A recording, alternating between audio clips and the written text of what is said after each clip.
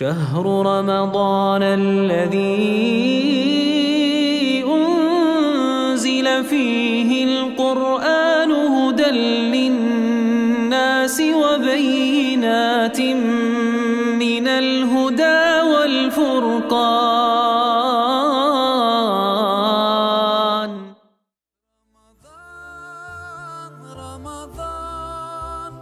رمضان يا حبيب رمضان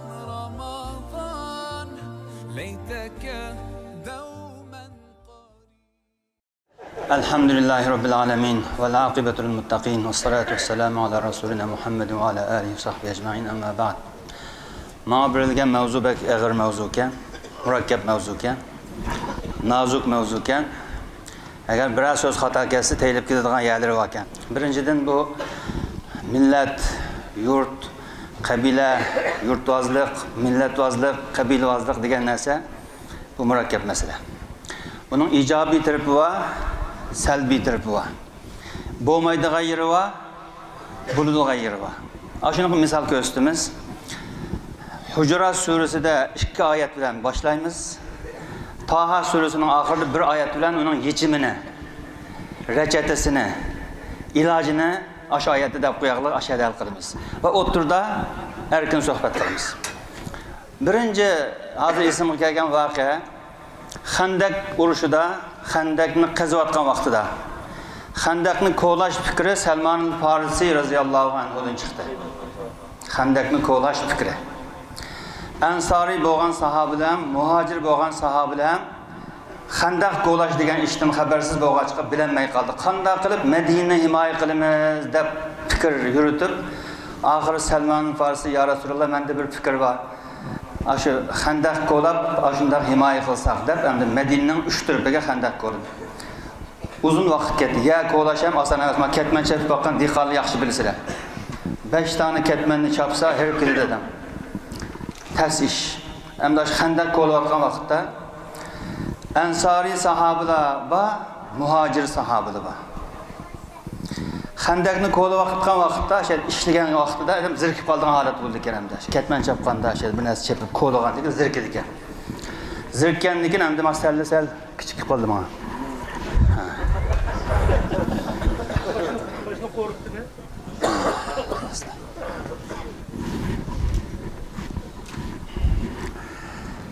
Şunun bilan Salman al-Farisi radhiyallohu anhu qapda o'tirdi.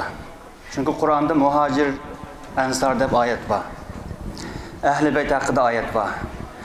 Ensarlar Medinelik, muhacirlar Mekke'den geldi. Demek yurt. Medine bir yurt, Medine, Mekke bir yurt.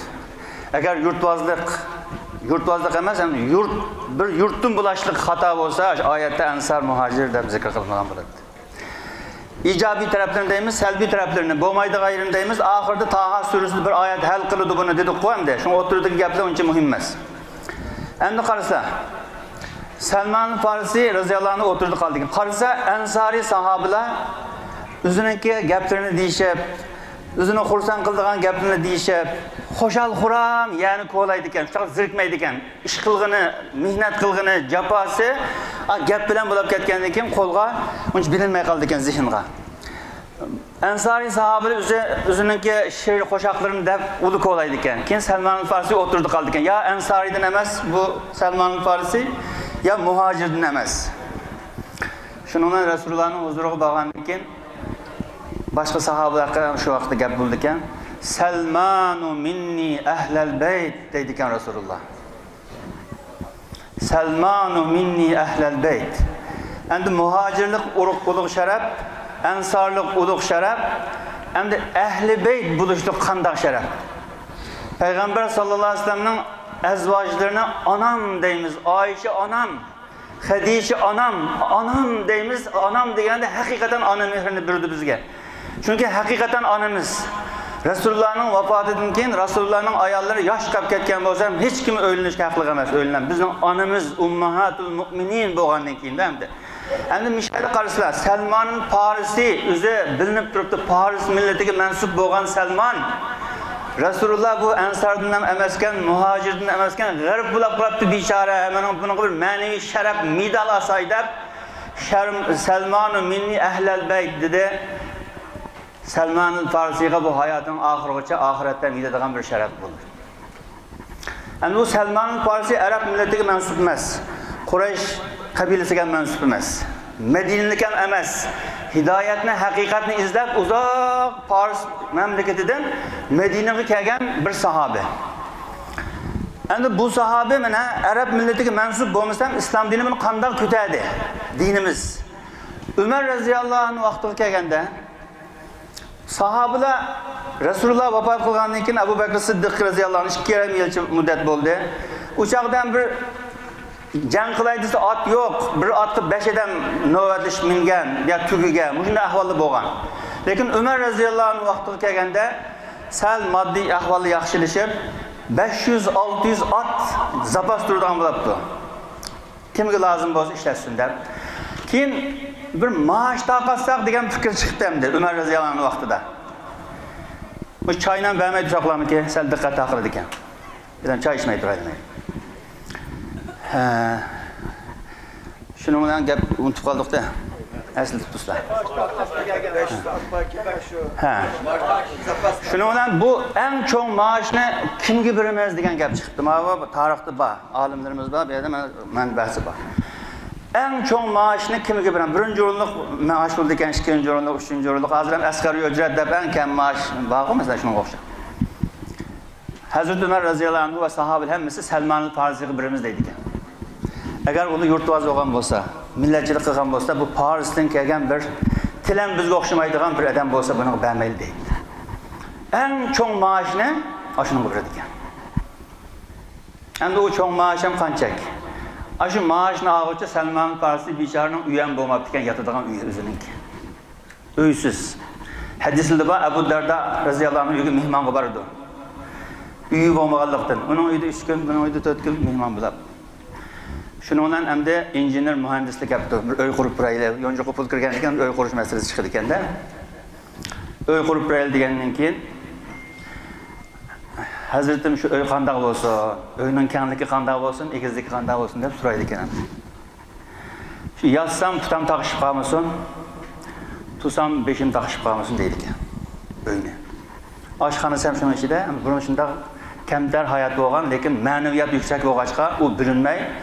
Mana hozir Rum surasini o'qidi. Qaraqo'nim G'ulibatur Rum deb, ammo Rumlarni yengib sahobalar dunyoning sharqiga g'arbiga ham ketdi. Chunki ma'naviyat kuchli bo'lg'achqa. Demakki, Payg'ambar sollallohu alayhi vasallam Salmanul Farisini Salmanu minni ahlal bayt deb uningga ulug' sharafni berdi. Suhaybur Rumi hakaza. Suhaybur Rumi, Bilal al-Habashi. Bilal al-Habashini bir sahabe, ham ismini bilamiz, ham ismini demay desak yaxshiroq bo'larmidi deyman. Ey qari xotinning bolasi deb qaptiram, ochiqlashib qaradi. Endi qari tanlik bo'lg'achqa. Rasulullohga shikoyat qilib bo'lgandan keyin innaka imru'un fikal jahiliya. Senda jahiliyat hislatidan qapti bir hislat bor ekan. Nimishqi buning onasini ishlab totsa degan yeri bor. Mana bu salbiy tarafi. Shuning bilan men endi bu qilgan xatoligimni afv qilib kechirilishi uchun nima qilishim kerak deb yaga beshini qo'yib, mush beshimga putingiz bilan besam. Qisas eling mendan desa, Allohga sajda qilgan boshqa men putamni bosmayman degan yerlar bor. Endi hozir qilib besing deb yaga yetib bas ishkin dasib olgan odat qisas olaman deb. Sahobalar bir-biriga shunday hurmat borki, bir jangda 10 sahabe yaralanib suv ichgisi kelib sakratli suv ichgisi keldiga ushlab qoldi ekan.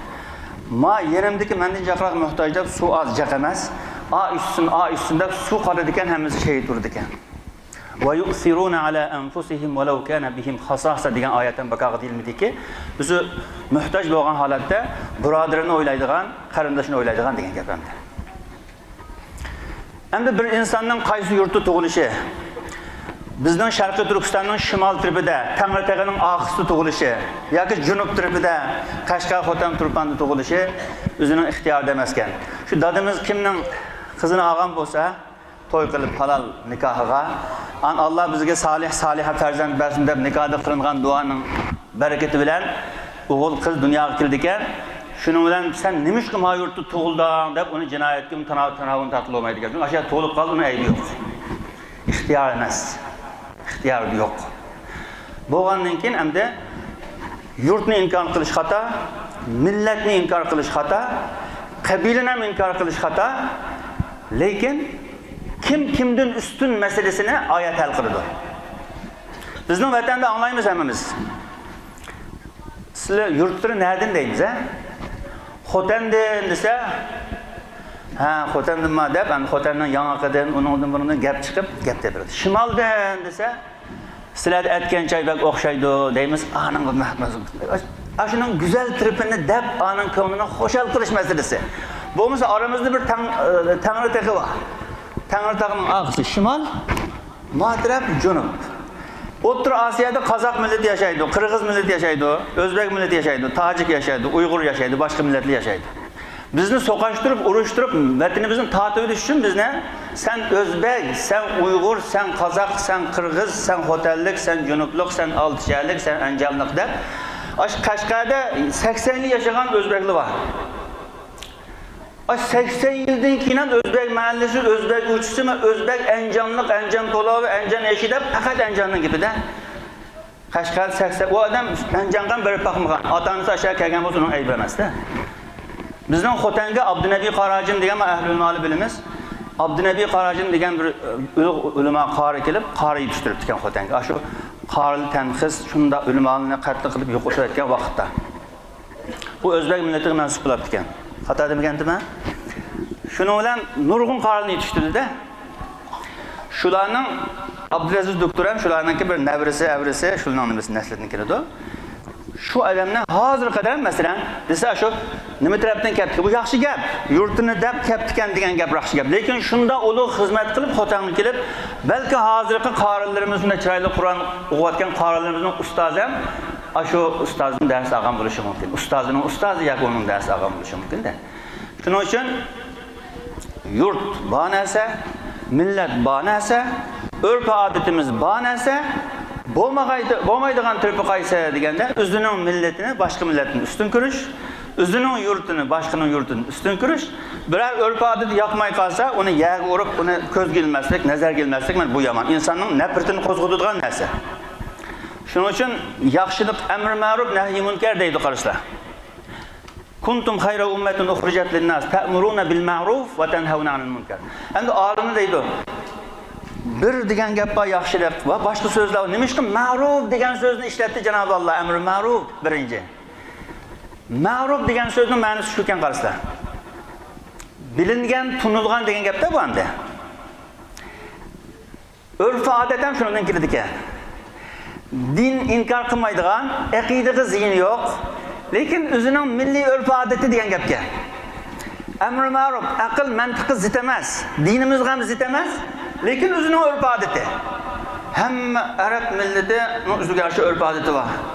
Turkiyani mana ko'rdik, har xil millatlar urf-odati bor. Hammamizning urf-odatimiz bor, uning dinimizga zid bo'lmasa, uning yomon tiripi yo'q. Urf-odatlar ham masalan bizning vatanning shimol janubiga urf-odatlar o'xshamaydi. Mehmon chaqirish, mehmon kutish, nikoh marosimlari bir-birimizga o'xshamaydi-da. Lekin dinga zid bo'lmasa, uni dinimiz inkor qilmaydi hech qachon. Shuning uchun ijobiy va salbiy taraflari bor dedik. Ijobiy taraflari yurtni inkor qila olmaydi, millatni inkor qila olmaydi, tilni inkor qila olmaydi.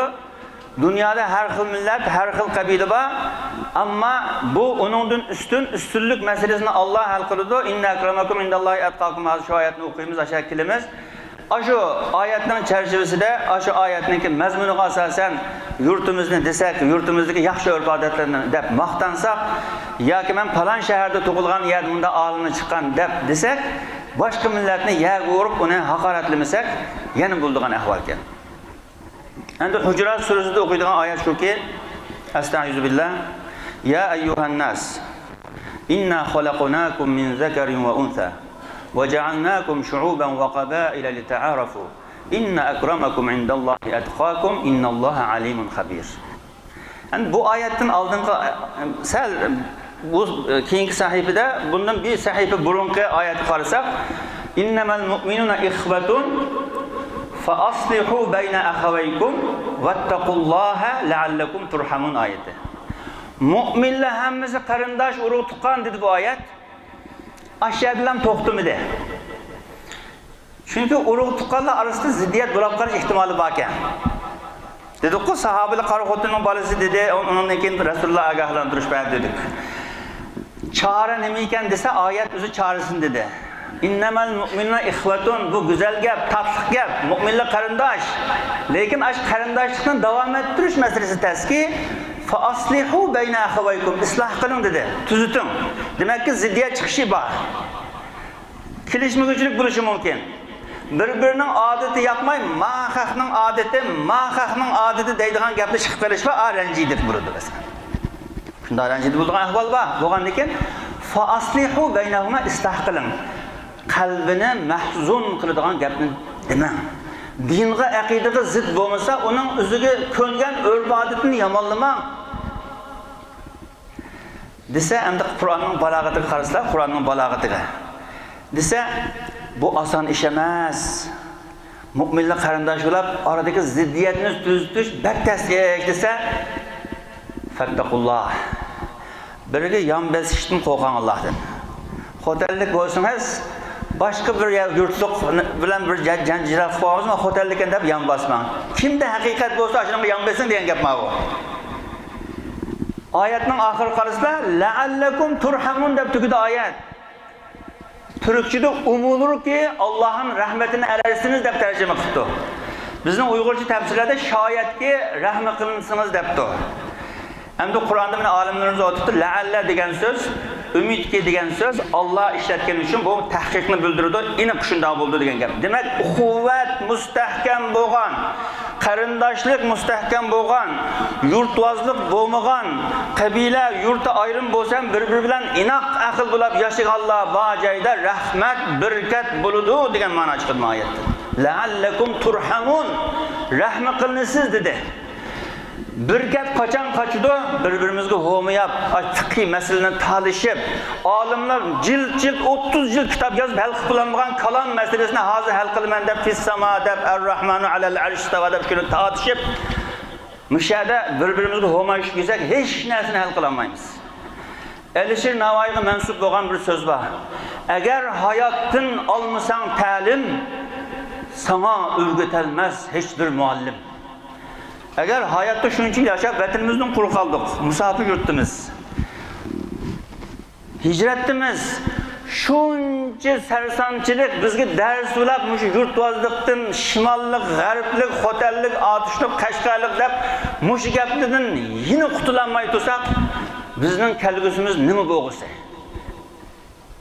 Shuning uchun birodar azizlar, men o'zim ham xo'tandan Xotanning o'ziga xos urf-odatlari bor. Shuni eslab yasaymiz. Bu vatan hasrati ko'nirmaydi ekan. Vatanga bo'lgan sig'inish necha yil o'tib kelsam ko'nib ketmaydi ekan bu. Ko'nib ketmaydi ekan. 35 yildan bo'ldi biz chet elga chiqdi, lekin ash o'tday val yanib turdi ekan. Ash bosaq birinchi bir G'o'ljini sayohat qilib keladi, G'o'lji tarafga ketamdimiz, G'o'lji ile Qarimay tarafga to'g'ri Xotanga o'chamdimiz. Birinchi Xotanga boramiz. Nima ish ashar tug'ildik biz? Xato emas, to'g'ri. Undan keyin zirikkandan keyin qarindoshni hamiz yo'qlab qo'ygandan keyin bir G'o'lji Altay, Tarbag'atay tarafga chiqib bir sayohat qilib deb mangamiz keyin. Chunki birinchi o'zining kindik qinim to'kilgan joy deb bakoqatimizda kindik qinimiz ashar to'kilgandan keyin buni inkor qilib, vatanni, millatni inkor qilib, Uyg'ur millatiga mansub. Necha yil bo'lsa, men O'zbekistonda yashagan necha yil. Ha, siz oxunlardanmi deydi-da. Endi Uyg'urlar oxun, falon oxun degachkim, oxun deb nom bo'lib qolibdi-da.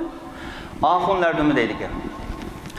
Shu O'zbekistonga borgan vaqtida Chorsu bozoriga borgan bo'lsanglar bilasizlar, Chorsu bozorida Pushaymon bozori degan bir bozor bor ekan. Men qiziqib qoldim.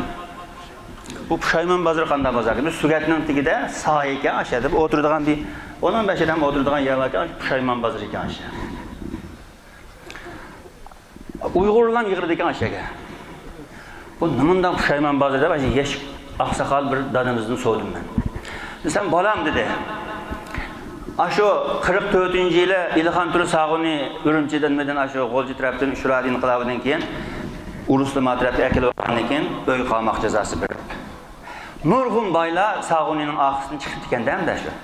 G'o'ljining boylari, qo'ylari va 200, 300, 500 qo'y va kalisi va tugusi va otlari va boylar. Chiqqandan keyin lam'an chegara yopilib qoldi. Kamina. Chegara yopilib qolgandan keyin bu boylar endi oyaga chiqib hech narsa yo'q, kambag'allar. Turkiyaga kelganlar jaqimizning ahvolimiz shu hamda. Kambag'al emas, Allohga shukr qilamiz. Shunda chiroyli o'tirib, kambag'al desak qanoatga zid ish qilgan bo'lamiz. Turkiyada go'zal shaharda mana munchaq Uyg'urlar yer yuzi topolmaymiz. Vatanda bunda yig'ilsa qo'rqab, titrab, Xi Jinping ulab qoladi, yurak kesildi, qalb krizi ko'rsatdi. Bunda yerda yig'ilolmaymiz. Chet eldan boshqa yerda yig'ilolmaymiz chunki qo'rqudi. Ama Turkiyada mana yerdan bir me'morlar yig'ilib, shunda bir yayrab o'tirdim. Bunda xursandchilik bor. Men gapni sen uzatayotgan bo'lsam xafa bo'lmaydi chunki namoz niyatida kirgachga olimlarimiz fatvoni berdi. Namoz niyatida o'qitga chiqsa namoz o'qigandek savobni olasizlar. Bunga shubhanli bo'lmasin. Chunki masjidga shu niyatda kirdinglar. Ham bugun yakshanba harqamidan ishlab bugun dam oldinglar hamda. Shunda bo'lgandan keyin men azroq gapni oxirigacha yakunlab o'tay. Shunda qilib qarasizlar, endi mana vaja'alnakum shu'uban va qaba'ila lita'arafu dedi. Shu'ub xalq, har xil xalqlar. Ha, boy Pushaymon bozorini oxirigacha yetkazatmadik-da. Nimishga Pushaymon bozori deydi degan gap uni. Ashu qo'yni tashlab nimishga chiqibdim bular deb, ashu uxlab qopab ashak bordigan bir piyola choy ichib, ay esa nimishga chiqibdim bular. Bir balam oyati qoldi uni ko'ngli olmadi. U chaqda telefon ham yo'q, internet ham yo'q, gaplashib olmadi. Beshib urib, yig'lab chiqqaniga pushaymon qilib qaytib ketdi ekan. Uxlab yana atsa shakildi ekan. Pushaymon bozoriga. Oshiyada Xotan tarafdan, Junub tarafdan chiqqanlar ular alohida o'tirdi ekan. Bu yomon narsa emas, chunki nimishqa alohida o'tirdilar? G'o'lji tarafdagilar o'zini tuqquni yo'q, qo'shnisi yo'q, paloncha axun desa tunimaydi. Xotanlik bir odam borgansiz, yana berib o'tirdilar. Ha, paloncha kam turib, ha, tunaymiz buni ular qudu olgan desa, ha, u shundaqmi, u shuji yo'g'an, bu dadijon olgan deb, ash gapni boshlanib ketib bir o'tirdi, gap tepiladigan gapda. Shuning uchun u o'tirishi normal. Shuni o'tirib pushaymon qilib ketadi ekan. Shuning bilan buni Uyg'urlar pushaymon bozori deb qo'ygandan keyin o'zbekchadan pushaymon degan so'z bir xil gap. Pushaymon deydi uni.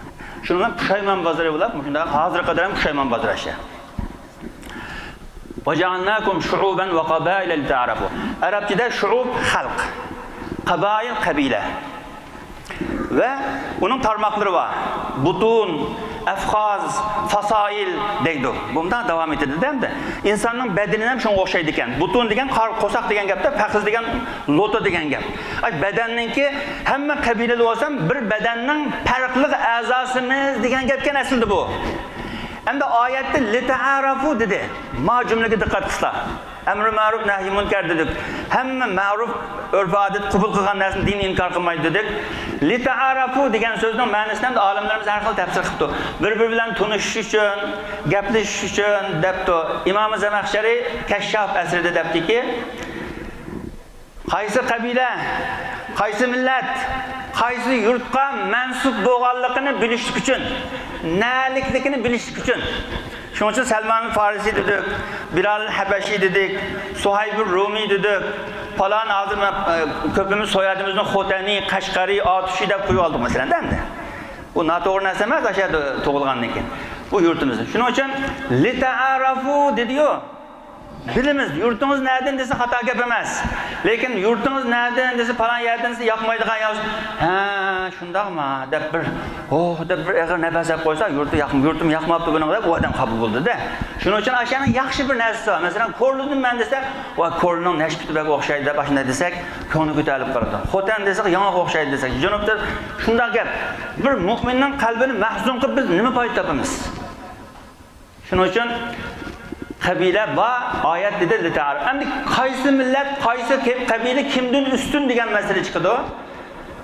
Inna akramakum indallohi atqakum dedi. Eng mukarram inson, eng ulug' inson taqvodor inson dedi. Yani taqvoni sharhlamasa ekan bilasizlar. Va oyatning oxiri innalloha alimun xabir bilan tugadi. O'sha oyatning oxiriga diqqat qilaylik. Oyatning oxiri nima bilan tugaydi? Ma infaq, xayr ihson qilish, zakot berish oyatlari kelganda İnnallah g'aniyun degan so'z, vasi'un alim, g'aniyun degan oyatda kirdi. Allah sening sadaqangga, zakatingga muhtoj emas. Sen o'zing muhtoj. degan gapda endi bu. Ma oyat nimishqa alimun xabir bilan tugadi. Samiun alim bilan tugmadi-da masalan. Kim yurtvozlik qildi, kim qabilavozlik qildi, kim millatchilik qildi, kim boshqa bir millatga mansub bo'lgan insonning qalbini mahzun qildi mu'min birodarini. Alloh uni bilib turadi degan gap. Xabir, xabardor, kiraman katibin yezib turadi. Fa iza nufixa fi suri fala ansaba baynahum va la yatasaalun. Sur chelib qiyomat qoyim bo'lganda insonlarning orasiga nasl-nasab, qabilavozlik, yurtvozlik ham tugaydi degan gap oyat. Fala ansaba va la yatasaalun. Seni nahlik, junublikmi, shimollik hech kim so'maydi. Yada amal, taqvo kimning bor, kimning yo'q shu masalasi. Xabir, Alloh xabardor dedi. Shuning uchun birodar azizlar, jam mehnatchi o'taqal unda qilmaysizlar. Shunda bo'lsa, unda qilganli bo'lsa ogohlantirib qo'yaylikki, yurtvozlik o'zimizning yurtimizni, o'zimizning qabilamizni, o'zimizning millatimizni boshqalardan ustun ko'rishlik bu yaxshi narsa emas. Lekin urf-odatni hurmatlashlik bu yaxshi narsa. Endi chora cho'zim nima ekan desak, chora cho'zim buning hal qiladigan nima? Taha surasida oyat bor deb. Qala ihbita minha jami'an ba'dukum li ba'din adu. Fa imma ya'tiyannakum minni hudan faman ittaba'a hudaya fala yadhillu wa la yashqa. ومن أعرض عن ذكري فإن له معيشة ضنكا ونحشره يوم القيامة أعمى قال رب لما حشرتني أعمى وقد كنت بصيرا قال كذلك أتتك آياتنا فنسيتها وكذلك اليوم تنسى. أنا bu oyat buni hal qildi. Qanday hal qildi?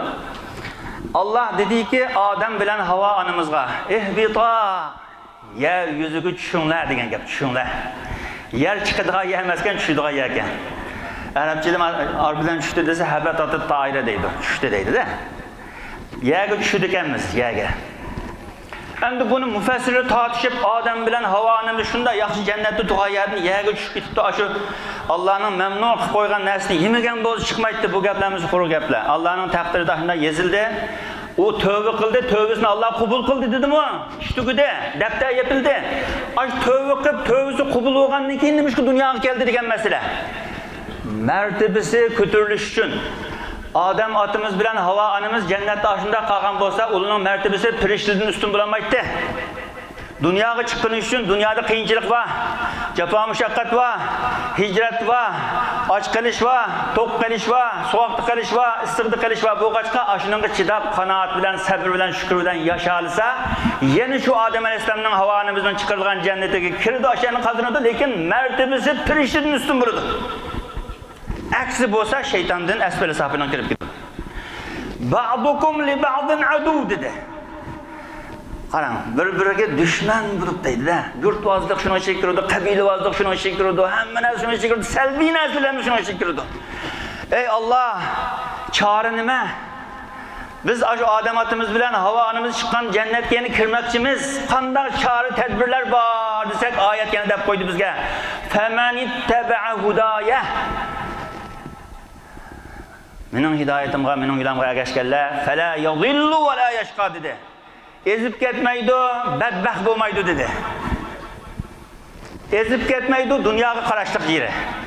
Badbaxt bo'lmaydi, jannat kirdi degina. Dunyoda ezib ketmaydi, xato yo'lda bo'lmaydi dedi. Millatini inkor qilsa, tilini inkor qilsa, urf-odatini inkor qilsa xato. İnkar qilmadi, boshqalarning ham urf-odatini hurmatladi. Va Turkiyada shunda yaxshi bir odat bor ekan. Nerelisin arkadaş deydi ekan. Karadenizda o manzara harika. Manzara harika maqtaydi ekan. Xursand Karadenizimiz yaxshidir. Karadenizdan hech xoin chiqmas desa, o deb faxrlanib choyni bir necha yil, qahvani necha yil deb o'tirdi ekan. Malatya desa, o Malatya çok güzel deydi. Uyruqlari, nimalari, qoqlari, gul qoqlari deydi. Men Sivas'tan o qo'y qalaları, chorvachilik yomon rivojlangan yerlar, go'shnabdan yerlar. Anda qilib bir-biri bilan mas Turkiyani himoya qilib, ashu Mishadan Malatyaliklar derneği va falan ya Cherkezlar bir narsa bor ekan, hech kim bir bilan so'qashmaydigan qaraslar. O'tirdi ekan birga gaplashib, lekin so'qashmaydi ekanda bir bilan. Vatan deganda jonni tikib, Chanaqqalida Turkiyani himoya qilgandek hammasi himoya qildi ekan. Biz ham ashunda ularsak shimollik, junublik, xotallik, qashqarlik, otishlik cho'ng masala yo'q. hurmatlansak bo'ldi. Shaxsan men Laspiydan shu siz nereden desam, Xotandan desa, Xotanning nereden desa, Xonriqdan desa, voy Xonriq bizning Laspiyga yaqinroq yerda jan qo'shilib ketaman. Qorqashni desa, sal uzoqroqda azroq. Bu qo'shilamiz, lekin arada azroq yana kilometr bor. Shunda gapganda bu insonning fitratini o'zgartirib bo'lmaydi ekanda, buning ichimizda bir xursandchilik bo'ldi ekanda, shunda desa, chet elga chiqsak, falon yerda bir Uyg'ur voqeani desak izlaymiz. Xotanlik voqeani desak taqimdak izlaymiz. Biz tug'ilgan qo'shni mahalladan bo'lsa taqimdak izlaymiz, buni inkor qila olmaymiz, lekin salbiy tarafga ketib qolmasi bo'ldi. Fala yadhillu va la yashqa. Kim hidoyatga, Qur'onga, sunnatga agashsa, ezib ketmaydi va shaqiy bo'lmaydi dedi.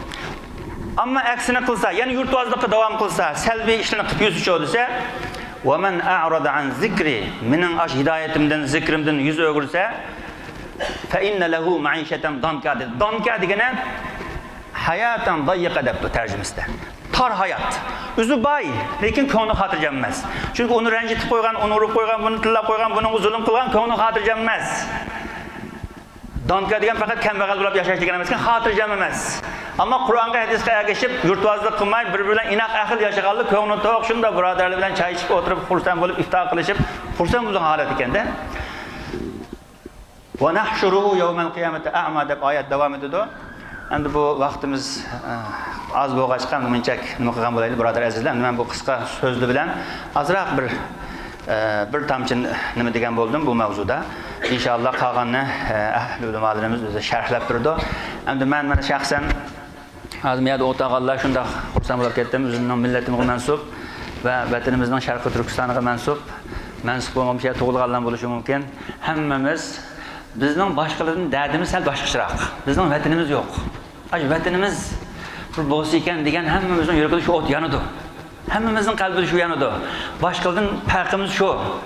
Vatanimizdan mahrum qoldik. Hamma vatandan mahrum qilib, hamma narsadan mahrum qolmasam bir tinkanda. Vatan bo'lsa och qolsam, vatan bo'lganligim dastiga ya bo'ldi ekanda, bir parcha ya bo'ldi ekan. Janob Alloh shunda bir ulug' mana jamoat Jamil G'afir hurmati, shu o'qilgan Qur'on Janob Allohning kalomi, Allohning mag'firati, Rahman, Rahim, Sattar sifati bilan Janob Alloh hammamizning oramizdagi quvvatni mustahkam aylasin. Yurtvozlik o'xshagan, bunda qabilavozlik o'xshagan dinimiz Sünnet Rasulullah Kur'an yaptırmaydıgan haletlerden Allah bizni azat kılıversin. Şu okulgan Kur'an şunda yaxşı anlap, şu Cemil Gafir işimizde şunda yaxşı takvadar insanlar var, ehli ulemanlarımız var. İnşallah bu dua müstecap. Cenab-ı Allah bizni aldın Ramazan'da mühinde sohbet kılıp oturgandık. Keyinki Ramazan geçem yana sağ salamet ibadette daim kaim buluşun. Allah hemimizin nasip olsun. Allah hemimizin razı olsun. Vesselamu aleyküm ve rahmetullahi ve berekatuhu. أقبل تعال فالشوق طال والقلب سما نحو السماء مترنما